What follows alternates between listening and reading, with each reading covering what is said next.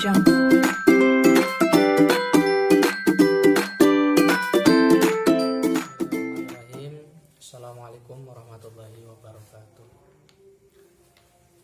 La hadratina bil Mustafa sayyidina Muhammadin sallallahu alaihi wasallam wa khairu rasul wa akram wa musman wa alim sunna khadratin syana qadir an jadal wa bari sunna khadratin syana qadir sunna khadratin sunna khadratin mal kutub syai'an wa jabar ta'ala al kitab syawlilahum al-fatihah. أعوذ بالله من الشيطان الرجيم بسم الله الرحمن الرحيم الحمد لله رب العالمين الرحمن الرحيم مالك يوم الدين إياك نعبد وإياك نستعين اهدنا الصراط المستقيم صراط الذين أنعمت عليهم غير المغضوب عليهم ولا الضالين آمين. أعوذ بالله من الشيطان الرجيم بسم الله الرحمن الرحيم اللهم افتح علينا حكمتك واشر علينا رحمتك وذكرنا ما نسينا يا ذا الجلال والإكرام اللهم افتح علينا حكمتك واشر علينا رحمتك وذكرنا ما نسينا يا ذا الجلال والإكرام اللهم افتح علينا حكمتك واشر علينا رحمتك وذكرنا ما نسينا يا ذا الجلال والإكرام. Bismillahirrahmanirrahim. Kita lanjut pelajarannya. Setelah kita membahas perkara yang membatalkan wudu, maka di sini ada kewajiban lagi yang harus kita ketahui. Bismillahirrahmanirrahim. Qala musannifullahu ta'ala wa nafa'ana bi ulumihi wa ulumi fid dharaini amin. Bismillahirrahmanirrahim. Soal madza ing opo yaljamu wajib ofoda al mutawaddiya ing wong kang wudu ida aroda ing dalem nalikane ngarepake sapa al mutawaddi aysala ing nglakoni salat sapa mutawaddi. Sini ada pertanyaan, perkara wajib apakah yang harus dilakukan oleh mutawaddi ketika hendak melakukan sholat. Jadi ketika kita sudah wudu, kita itu mutawaddi ya. Mutawaddi itu orang yang sudah wudu.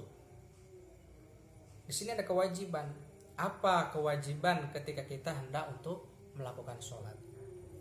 Dijawab, yalzamuhu wajib ing mutawaddi opo atau haratu malabisihi sucine panggonane mutawaddi wa makanihi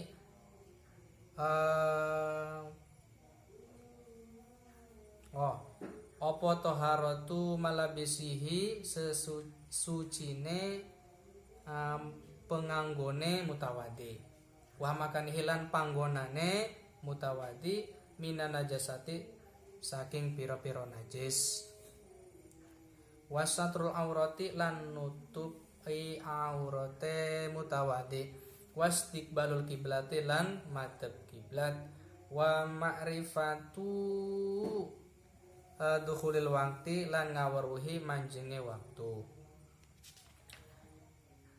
Bismillahirrahmanirrahim. Jadi dari soal tadi, apa sih kewajiban si orang mutawaddi ketika hendak untuk melakukan sholat ataupun akan melakukan sholat? Jawabannya, kewajibannya adalah toharatu malabisi. Toharoh malabisi, yaitu bersihnya, suci ya, bukan bersih, sucinya pakaiannya si mutawaddi tersebut. Jadi yang pertama itu suci pakaiannya si mutawaddi ya. Jadi sesuatu yang kita pakai ini ketika kita hendak untuk sholat, maka ini harus toharoh, harus suci.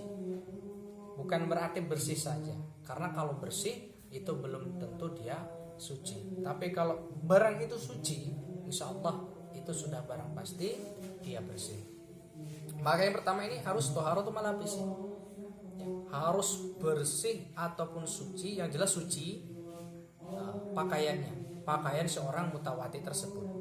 Wa makanihi dan tempat dan tempatnya ya, si mutawaddi tersebut. Jadi setelah pakaiannya itu suci, maka yang kedua yang harus kewajiban yang harus diketahui oleh mutawaddi adalah tempat. Jadi, tempatnya untuk melakukan sholat itu harus suci ya.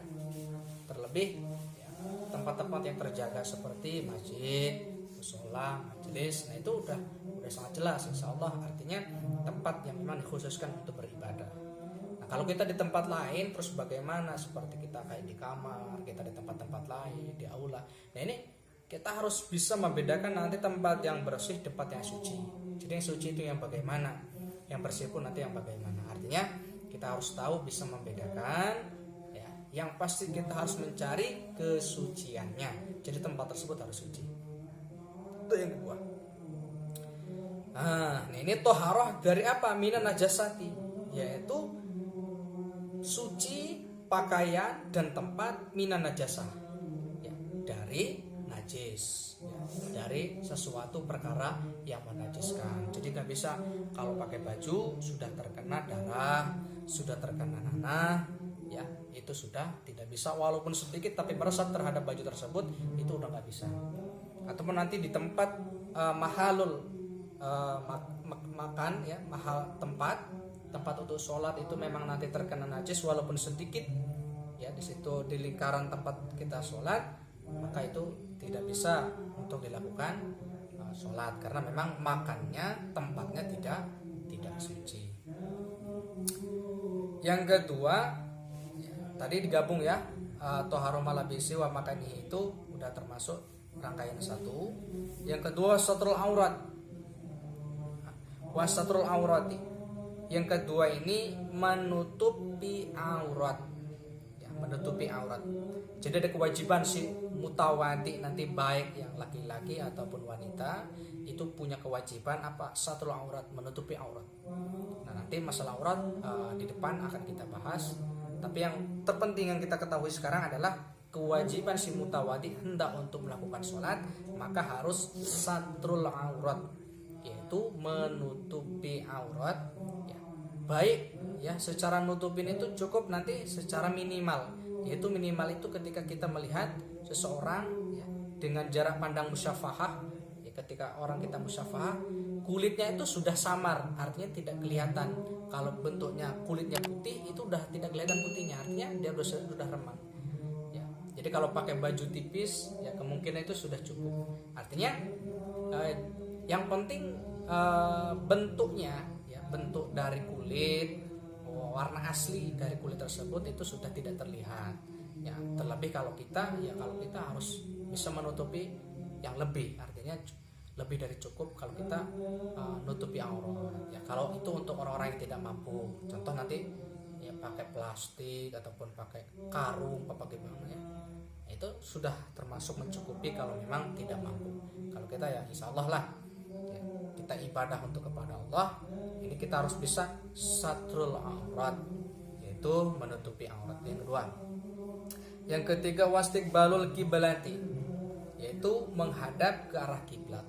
Jadi simbol, ya, ketika kita sholat ada yang kita hadap, ini simbol kita wastiqbalul kiblat, kita menghadap ke arah kiblat, yang dituju adalah Baitullah, kiblat sana.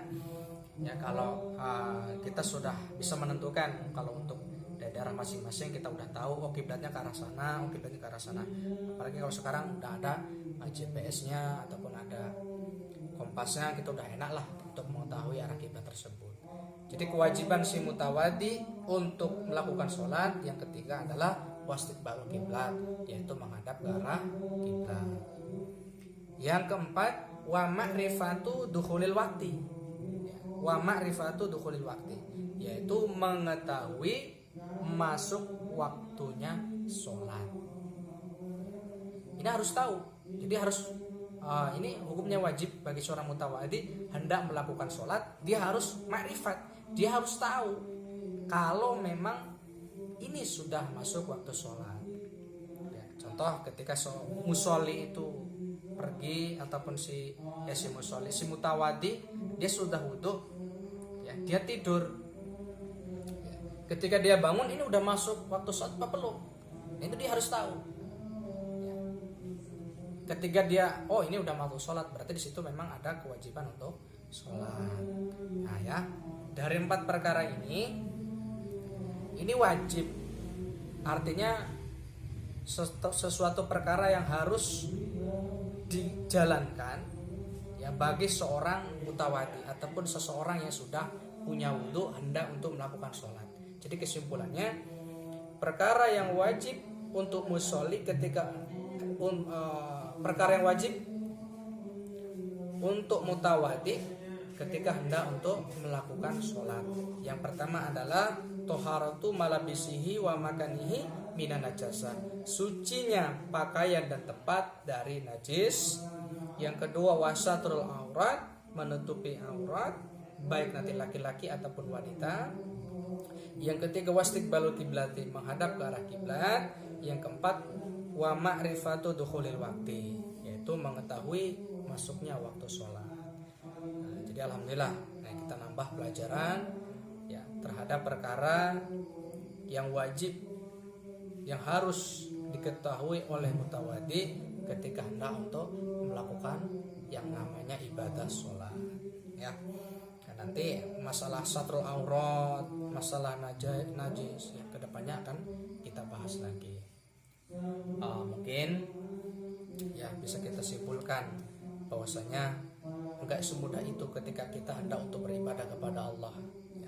Artinya bukan badan saja yang harus suci, ternyata tempat ya, pakaian itu juga harus suci ya. Dari apa? Dari penghalang-penghalang yang itu namanya najis ya.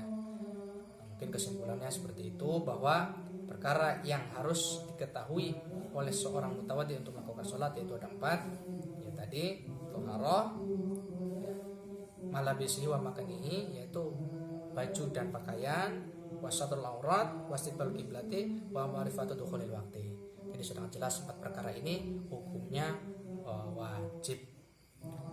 Kita tutup ya belajar kita hari ini, malam ini, dengan doa baca ulang satu kali. Al-Fatihah.